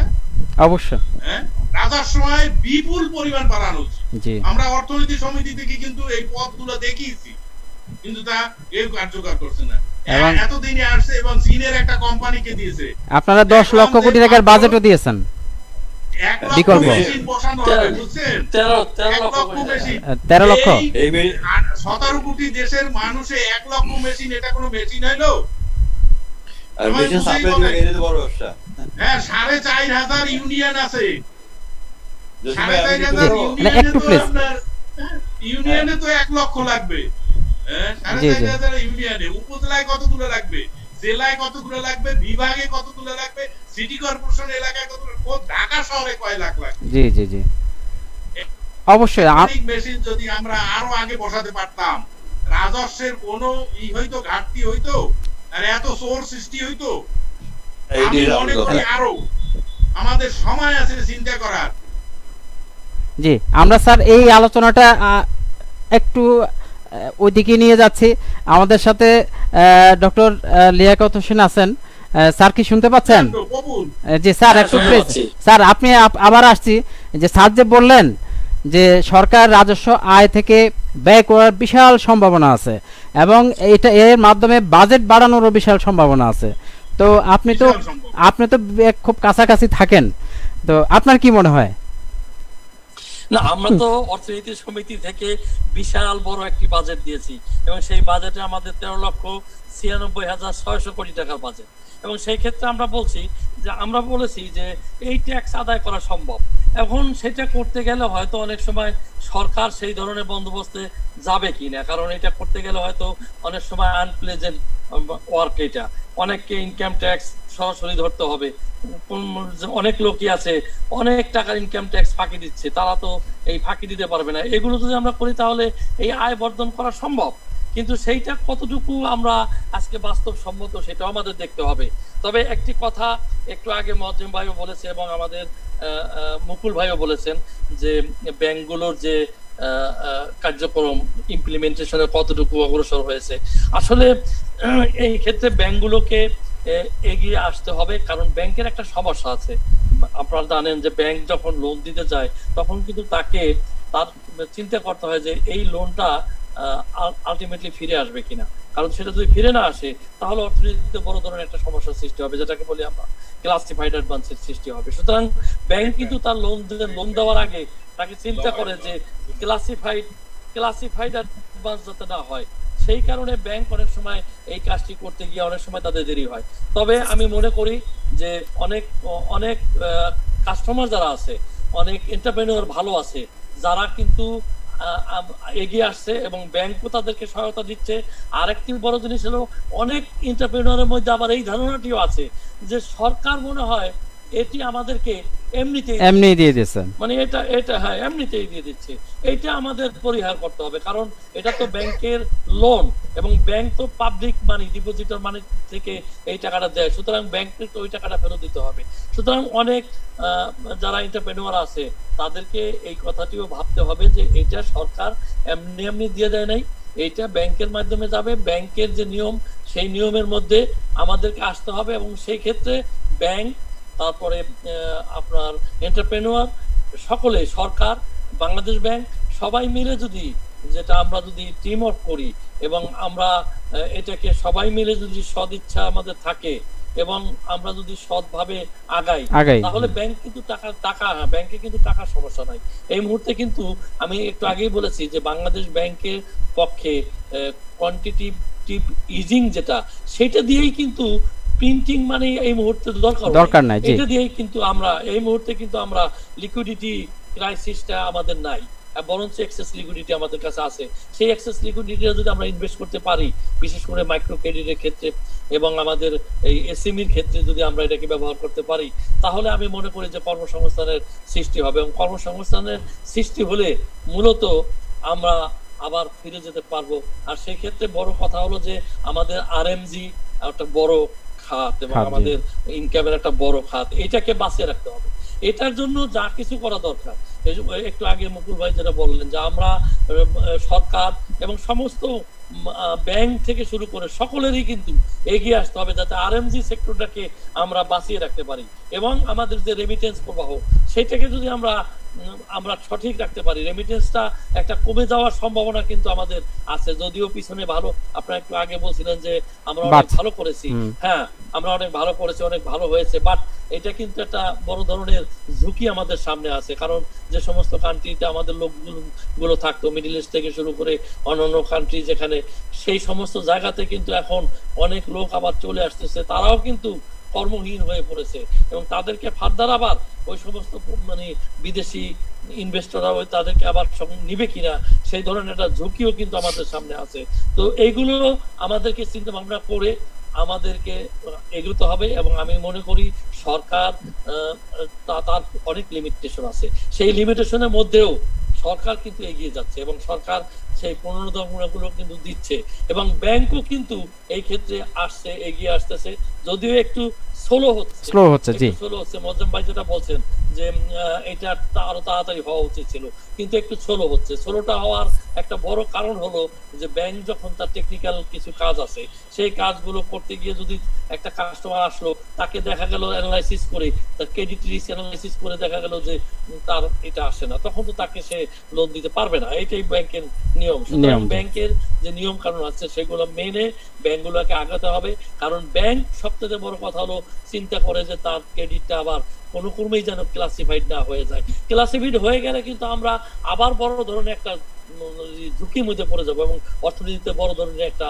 ঝামেলা আমাদের সৃষ্টি হবে এবং সেখানে আমাদের ক্লাসিফাইড অ্যাডভান্সের কারণে দেখা গেল ব্যাংকগুলো নিজে ক্ষতিগ্রস্ত হবে রিয়েল ইকোনমিতে, এবং ব্যাংকগুলো তার রিয়েল ইকোনমিতে সাপোর্ট দিতে পারবে না। সুতরাং রিয়েল ইকোনমিতে সাপোর্ট দিতে গেলে তো ব্যাংকেরই দরকার, ফিনান্সিয়াল ইনস্টিটিউশনেরই দরকার। সুতরাং ফিনান্সিয়াল ইনস্টিটিউশনগুলোর হেলথ যদি ভালো না থাকে তাহলে কিন্তু তারা সাপোর্টটা সেভাবে দিতে পারবে না রিয়েল ইকোনমিতে। আমরাও চাই হ্যাঁ রিয়েল ইকোনমিতে ব্যাংকগুলোর অংশগ্রহণ বাড়ুক, আমরা সে প্রত্যাশা করছি। আমি একটু এখন মুকুল ভাইয়ের কাছে যাব, যে আমি স্যারের ওই প্রশ্নটাকে ধরে আপনাকে একটা প্রশ্ন করছি, সেটা হচ্ছে আপনার যদি আমার রাজস্ব আয় বাড়ানো না যায় তাহলে আমি এক্সপেন্ডিচার কিভাবে বাড়াবো, এবং আপনার ইকোনমি যে ক্ষতি হয়েছে এটাকে আমি পুনরুদ্ধার কিভাবে করব। একটা বিষয়ে আপনার নিশ্চয়ই জানেন যে আমাদের বিভিন্ন হিসেবে আমরা দেখেছি 90 লাখ থেকে 1,20,00,000 আমাদের উদ্যোক্তা আছে যারা শিল্প উদ্যোক্তা। এই পরিমাণ শিল্প উদ্যোক্তা থাকার ফলে আমাদের কিন্তু যেটা দেখেছি আমরা রেভিনিউ কালেকশন আমরা কিন্তু 10 লাখের উপরে কিন্তু আমরা এখন উঠতে পারিনি, এটা হচ্ছে ইনকাম ট্যাক্সের ক্ষেত্রে। তো আপনার এই যে এত বিশাল আপনার বিজনেস কমিউনিটি অথচ ইনকাম ট্যাক্স তারা আপনার দিচ্ছে না, তো যদি ইনকাম ট্যাক্স যদি না বাড়ে তাহলে আপনার রেভিনিউ আয় থেকে কিভাবে ব্যয় বাড়ানো সম্ভব হবে বলে আপনি মনে করছেন? না, এটা তো একদম স্পষ্ট। আপনারা জানেন যে রেভিনিউতে যারা এই কাজটা করতেছে তারা কিন্তু এটা নিয়ে খুব বেশি মানে চিন্তা ভাবনা করতেছে না, এটা ব্যাপকতা কিভাবে বাড়ানো যায়। আমরা যারা ট্যাক্স দিচ্ছি দেখা যাবে তাদের প্রতি তারা ঘুরে ফিরে তাদের প্রতি আসে, বিভিন্ন নতুন নতুন ট্যাক্স করে, তো যারা এটার আওতায় নাই তাদের কিভাবে এই নেটওয়ার্কে নিয়ে আসবে সেটা আমার মনে তারা খুব একটা কাজ করে না, বলে অনেক কথা। আপনারা জানেন, আমি একটা এক্সাম্পল দিই, আমি একটা নতুন ফ্যাক্টরি করতেছি, সেই ফ্যাক্টরি এখনো মানে প্রোডাকশনও যায় না, আমাকে বলে আপনার 1 বছর ভ্যাট দিতে হবে। হ্যাঁ, এখন যেই বাচ্চা এখনো পেটের থেকে হয় নাই তাকে থেকে যে আপনি ট্যাক্স ধরেন সেটা অন্য জিনিস। হ্যাঁ, এটা এই সিস্টেম আছে, আমারও হয়তো দোষ থাকতে পারে, কিন্তু এগুলি ইজি না করলে আমরা যদি এই ইনভেস্টমেন্টের চাই, এই যে আপনারা বললেন যে বিদেশ থেকে অনেক লোক চলে আসছে, এখন যে আমাদের এই পলিসিটা খুব ইজি করে আমরা যে অনেক ইনভেস্টর আনি, এই লোকগুলি কনস্ট্রাকশন হবে। আর এই যে গভর্নমেন্টের যদি আমাদের রেভিনিউ ডিপার্টমেন্টে যারা জব করেন তাদেরই উচিত কিভাবে করা যাবে, কারণ আমরা জানি অনেকে কিন্তু ট্যাক্স দিতে যাচ্ছে, ইনকাম ট্যাক্স একটা ভীতি হয়ে গেছে। আমরা অনেকে বলে যে আমরা দেশের উন্নয়ন চাই, আমরা ট্যাক্স দিতে চাই, কিন্তু এটা একটা ভীতি করা হয়েছে। একবার নাম লেখাবেন, কতগুলি পলিসি আছে, আপনি একবার ট্যাক্সের নাম লেখাবেন, এভরি ইয়ার আপনি 20% আপনার গ্রোথ দেখাইতে হবে। টুকটাক এগুলি কিন্তু মানুষের ভিতরে একটা রং মেসেজ আছে, আপনার ব্যবসা কি হচ্ছে না হচ্ছে আপনি ট্যাক্স দিয়ে যেতে হবে, না হলে আপনার পেনাল্টি, আপনাকে মামলা, অনেক কিছু আছে। দেখা গেল আমরা সহজভাবে ট্যাক্স অ্যাকসেপ্ট হয় না, উল্টা পাল্টা ট্যাক্স ধরে তখন মামলা টামলা চলে। এই যে মানুষের যেটা ভীতি, মহাজন স্যার আরো ভালো বলতে পারবে, লেখা বলতে পারবে, কারণ এগুলি এই মানুষের ভিতরে ট্যাক্স দেওয়ার ভীতিটা কমাতে হবে ফার্স্ট। যে আমরা এখন যে মেলা করে আপনারা দেখেন এতে অনেকটা ইমপ্রুভ হচ্ছে। এই যে আমাদের এই ভিত্তিটা যদি কমায় যায় দেখবেন অনেক লোক আমাদের আমরা অফিসের লোকদের স্যালারি দিয়ে আমরা ট্যাক্স কাটি, তাদের বুঝাই যে তোমার একটা যে ট্যাক্স দিয়ে যাও তুমি ভবিষ্যতে ইনভেস্টর হতে পারবা, হ্যাঁ, কারণ তোমার একটা হোয়াইট মানি হবে, হবে। এগুলি কিন্তু কেউ বলে না। এরা মানে যারা পুরান দিয়ে যাচ্ছে তাদেরকে কিভাবে পিছানো যায়, হয়রানি করা যায়। এবং এই শুধু ট্যাক্স মানে এই রেভিনিউ ডিপার্টমেন্ট এর সাথে যারা ইনভলভমেন্ট, যে লয়ার, হ্যাঁ, এই মেসেজটা কিন্তু আমরা পাচ্ছি না ঠিক করে। কিভাবে ইজি হয়েছে আমি আমার ট্যাক্সটা দেবো, আমি শান্তি পাবো, আমি আনন্দ পাবো আমার ট্যাক্স দিতে। আমাদের ভিতরে আনতে হবে যাতে আমি আনন্দের সাথে ট্যাক্সটা দিয়ে দিতে পারি। এইটা আমি 1 টাকা দিই, বাংলাদেশে 16 কোটি লোক 1 টাকা দিয়ে 16 টাকা এমনি তো আসে, হ্যাঁ, বসে। সেই এগুলিতে আমাদের ইজি করে দেয়, তাহলে দেখবেন যে অনেক ট্যাক্স আসবে। আপনারা ইকোনমিস্ট, আপনারা ভালো বুঝেন যে জিনিসটা কিভাবে মানুষের মেসেজটা পাঠানো যায়, যে ট্যাক্সটা আনন্দের বিষয়, দেশের উন্নয়নের বিষয়। জি ধন্যবাদ। জি ধন্যবাদ স্যার। আপনার এই প্রশ্নটা আবার একটু আপনাকে ব্যাক করি। তা আপনার যেহেতু আপনি একজন অর্থনীতিবিদ, আপনি এটা নিয়ে গবেষণা করছেন, এই রেভিনিউ বাস্কেটটাকে কিভাবে বাড়ানো যায় এই বিষয়ে কি আপনার কোনো সুনির্দিষ্ট পরামর্শ আছে? অবশ্যই আছে। কারণ হলো আমি বহুদিন যাবত অর্থনীতি সমিতির অনেক জার্নালে এগুলো প্রকাশিত হয়েছে আমার লেখা। আমি বহুদিন থেকে বলে আসছি যে হক সাহেব যেটা বললেন যে আতঙ্ক কমাতে হবে। আসলে ট্যাক্স বিভাগের লোক মানুষ এমন ভাবে ওটাকে করে রাখছে যে মানুষ আতঙ্কিত, যে ওখানে গেলেই বোধহয় আমি বিপদে পড়ব, এইরকম একটা ভয় কাজ করছে আমাদের সব মানুষ।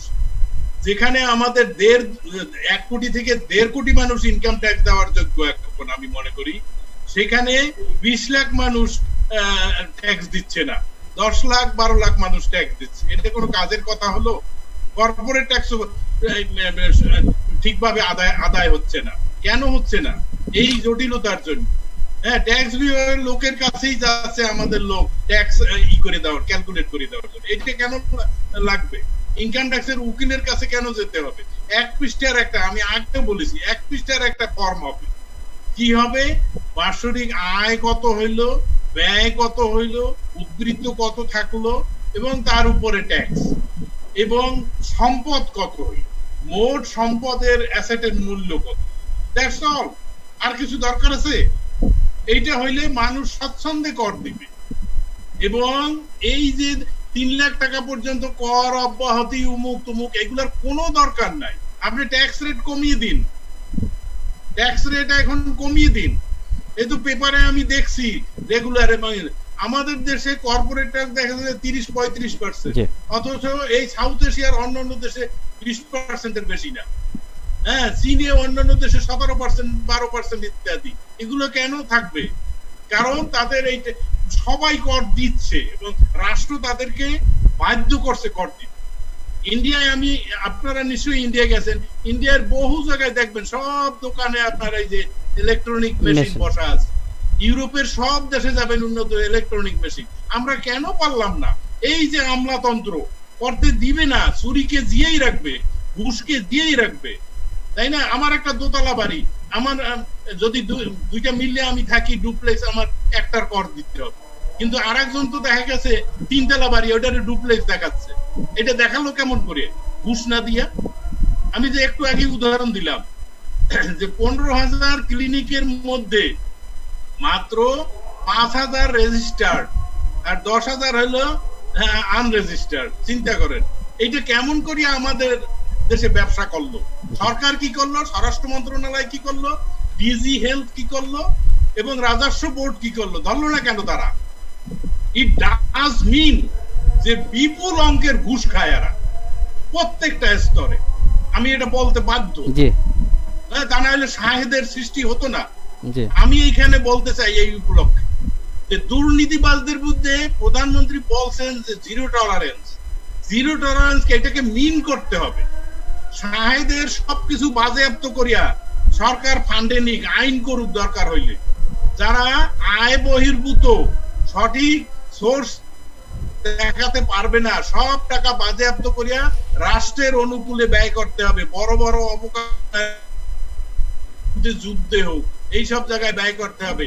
টাকা ছাপানোর কোনো দরকার দরকার নাই, জি। আমাদের মতো দুর্নীতিপূর্ণ অর্থনীতিতে টাকা ছাপাইলে আমরা মরবে, জি কারণ এটার এগেইনস্টে আপনার গোল্ডও নাই, এটার এগেইনস্টে উৎপাদন নাই, ব্যয় করার কোনো গ্যারান্টি দিতে পারবেন না। সোশ্যালিস্টরা পারে টাকা ছাপাতে, কারণ সেখানে যে কয়টা টাকা ছাপাবে সব ওই প্রোডাক্টিভ সেক্টরে উৎপাদন বাড়াতে ব্যয় হবে।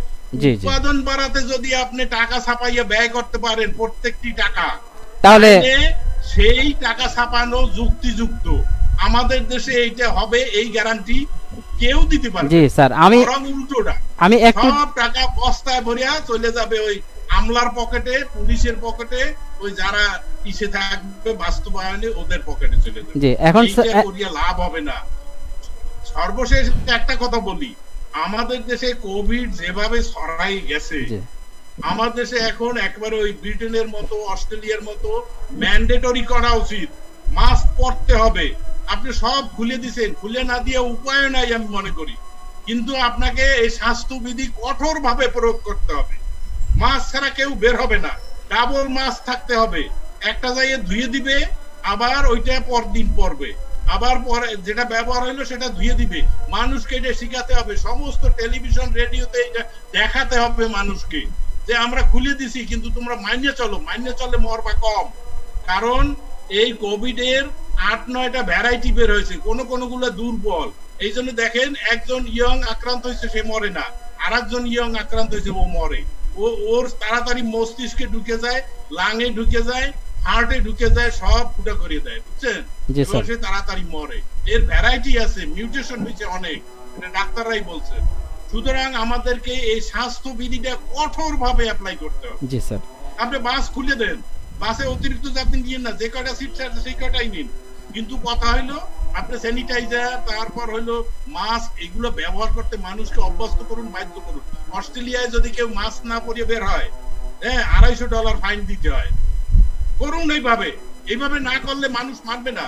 এবং পুলিশ বাহিনী, স্বরাষ্ট্র মন্ত্রণালয়কে মানে সচল করুন, দরকার হইলে সেনাবাহিনীর লোকজন ব্যবহার করুন।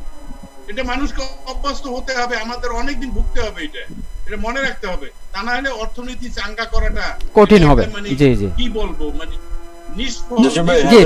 হ্যাঁ একটু শেষ করে দিচ্ছি আমরা। মানুষ হয়তো সবার কেন্দ্রে, মানুষ না বাঁচলে আপনার অর্থনীতি বাঁচবে। জি প্লিজ, আমরা একটা বিষয় যোগ করে শেষ করে দিচ্ছি, সেটা হচ্ছে এখন সারা বিশ্বের যে আওয়াজটা এসেছে সেটা হচ্ছে সামরিক খাতে ব্যয় কমাতে হবে, উৎপাদনশীল খাতে, মানব সম্পদ খাতে এবং আপনার ব্যবসা বাণিজ্য সহ মানব সম্পদ রক্ষার জন্য আপনার ব্যয় বাড়াতে হবে। আমরা দেখেছি আমেরিকার যে নিরাপত্তার বাজেট, যেটা 721 বিলিয়ন, বাংলাদেশের জিডিপির দ্বিগুণ, এবং বাংলাদেশের জাতীয় বাজেটের 60% শুধুমাত্র জননিরাপত্তা, সামরিক নিরাপত্তা সহ প্রশাসনিক কার্যক্রমে ব্যয় হয়, অর্থাৎ সাধারণ জনগণের 40%। অর্থাৎ আপনাকে উৎপাদনশীল খাতে ব্যয়টা বাড়াতে হবে, সামরিক খাতে ব্যয় কমিয়ে সারা বিশ্বের 750 কোটি মানুষকে বাঁচাতে হবে। আপনি কি বলবেন স্যার? আমি যেটা বলতে চাই যে মানব সম্পদ উন্নয়নের কথা বলছেন, এটা গুরুত্বপূর্ণ। সাউথ এশিয়ান স্ট্যান্ডার্ডেও আমরা সবচাইতে কম ব্যয় করি শিক্ষায়, অথচ বাজেটে একটা শুভঙ্করের ফাঁকি দিয়ে দেখানো হয় ওই 10,000 কোটি টাকা বেশি দিয়ে বলা হয় কি আমরা শিক্ষা খাতে ব্যয়। আসলে শিক্ষার সাথে বাংলাদেশের 17 কোটি মানুষ জড়িত। দেখেন সেই শিক্ষার কি মারাত্মক ক্ষতি হয়ে গেল, এটা যে কিভাবে আমি আতঙ্কিত এই শিক্ষা নিয়ে। মারাত্মক অর্থনীতি নিয়ে তো অবশ্যই, কিন্তু শিক্ষা কিন্তু মারাত্মক।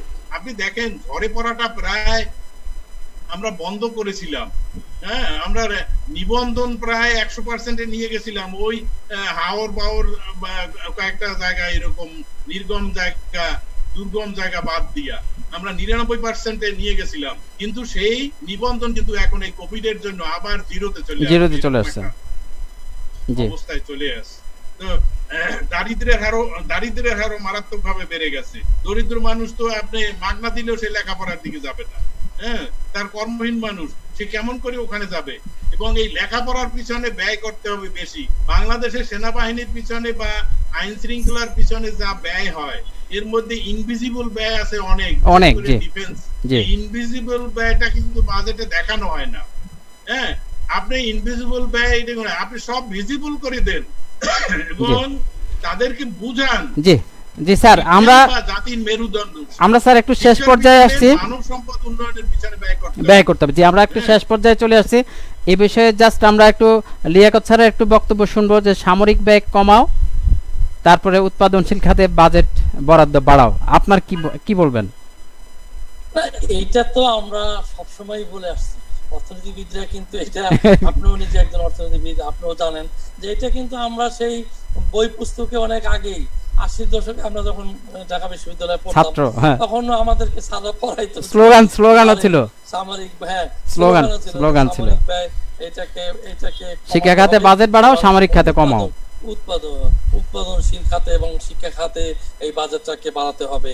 আসলে এটা তো বিশ্বব্যাপী, এটা নট অনলি ইন বাংলাদেশ, এটা বিশ্বের এখন বিভিন্ন মোড়ল যারা আছে, বিশেষ করে আমি মোড়ল, এই মোড়ল না, যারা আমেরিকান মোড়ল, কিংবা আজকে দেখেন চায়না, আমেরিকা, চায়না, তারপর ইন্ডিয়া, এরা এখন যে অবস্থানে আছে, এই ধরনের চিন্তা ভাবনা, কোভিড এর মধ্যেও তারা কিন্তু আজকে একটা মানে যুদ্ধাঙ্গী অবস্থা সারা বিশ্বব্যাপী, এইটাকে কিন্তু আজকে অবশ্যই কমাতে হবে। এই কোভিড-19 থেকে আমরা মুক্তি পাবো না, সারা বিশ্বের অর্থনীতি মুক্ত হয়ে পড়বে, আমরা অনেক সময় আবার পিছনের দিকে চলে যাব। জি জি, আমরা জাস্ট একটু সবাইকেই এটাকে নট অনলি ইন বাংলাদেশ, আমি মনে করি বিশ্বের সব জায়গাতেই সামরিক এক্সপেন্ডিচারটাকে এখন কমাতে হবে। জি, এখানে কমাতে হবে, এবং উৎপাদনশীল খাত এবং শিক্ষা খাতে, বিশেষ করে আমাদের মতো দেশে শিক্ষা খাতের ব্যয়টাকে আমাদের অবশ্যই বাড়াতে হবে। জি, আপনার কাছে এর কোনো বিকল্প কিছু নাই। জি, মুকুল ভাই, যদি আপনি শর্ট নেন এই ব্যাপারে, এই ব্যাপারে একটি কথা বলি, মুকুল ভাই আমি একটু কথা বলি, মজ্জেম ভাইও বলতেছিল যে আসলে ফিনান্সিয়াল ম্যানেজমেন্টের ক্ষেত্রে একটা বড় যে দুর্নীতির কথা বলেন, একটা ফিনান্সিয়াল ম্যানেজমেন্টের বড় কথা হচ্ছে monkeys should not be allowed to handle the bananas. তো আমাদের তো সেটা হচ্ছে, তো এইটা হলো বড় বিষয় যে আমাদের এই বিষয়টাকে ভালোভাবে দেখতে হবে যে মানকি দ্বারা যেন আমরা ব্যানানা ভাগ না করি, ব্যানানাকে হ্যান্ডেল করতে না দেই, সেই বিষয়টির উপর আমাদের জোর দিতে হবে।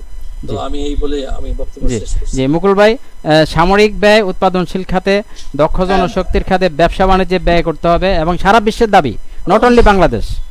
আপনি কি বলবেন একজন ব্যবসায়ী উদ্যোক্তা হিসেবে? আমি বলি যে অলরেডি আপনি দেখেন যে এই মাননীয় প্রাইম মিনিস্টার আমাদের শেখ হাসিনা আসার পরে উনি কিন্তু অনেকগুলি মানে সামরিক ব্যয় আপনার ধরতে পারেন, তারা কিন্তু উৎপাদনে নিয়ে গেছে। এখন আর্মি বিভিন্ন প্রজেক্টে কাজ করতেছে, নৌবাহিনী শিপ করতেছে, আর্মি এই গাড়ি বানাচ্ছে। হ্যাঁ, এই যে সামরিক ব্যয়টা সাথে সাথে বন্ধ করা যাবে না, এই ডাইভার্সন করতে পারে। তারা তার মেইনটেনেন্স যেটা ছিল এটার প্রোডাক্টিভিটি ইয়েতে নিয়ে যে করতে পারলে আমার মনে হয় এটা আমাদের দেশের জন্য, কারণ ওদের করলে একটা ভালো, যেটা আমি দেখি যে গাড়িটা যা করতেছে এইটা খুব মানে অনেস্টলি হচ্ছে আর কি। আর তারপরে বড় রাস্তাঘাটে কাজ করতেছে, ভালোভাবে হচ্ছে আর কি। আমরা এটা বলি ঠিক আছে, ব্যয় নাও কমাতে পারে, এটাকে উৎপাদনমুখী করার জন্য, সামরিক ব্যয়টাকে উৎপাদনমুখী করার জন্য, উৎপাদনশীল খাতে নিয়ে আসতে হবে। জি প্লিজ, আমরাও আজকে এখানে অনুষ্ঠানটা শেষ করছি। সম্মানিত অতিথি যারা আজকে আমাদের এই লাইভ টক শো অনুষ্ঠানে অংশগ্রহণ করেছেন, আমরা অনেক আপনাদেরকে পীড়া দিয়েছি আমাদের টেকনিক্যাল প্রবলেমের কারণে। আমরা আশা করি আপনারা এটা ক্ষমা সুন্দর দৃষ্টিতে দেখবেন। আপনাদের সবাইকে অসংখ্য ধন্যবাদ। সুপ্রিয় দর্শক, আমরা আশা করব আপনারা আমাদের আগামী পর্বে আমাদের এই অনুষ্ঠানটিতে আবার অংশগ্রহণ করবেন, এবং আমাদের অনুষ্ঠানে আপনারা সুন্দর মতামত দেবেন, আমরা কীভাবে অনুষ্ঠানটাকে আরও সুন্দর করতে পারি, এই প্রত্যাশায় আজকে লাইভ অনুষ্ঠান এখানে শেষ করছি। সবাইকে অসংখ্য ধন্যবাদ। জি প্লিজ।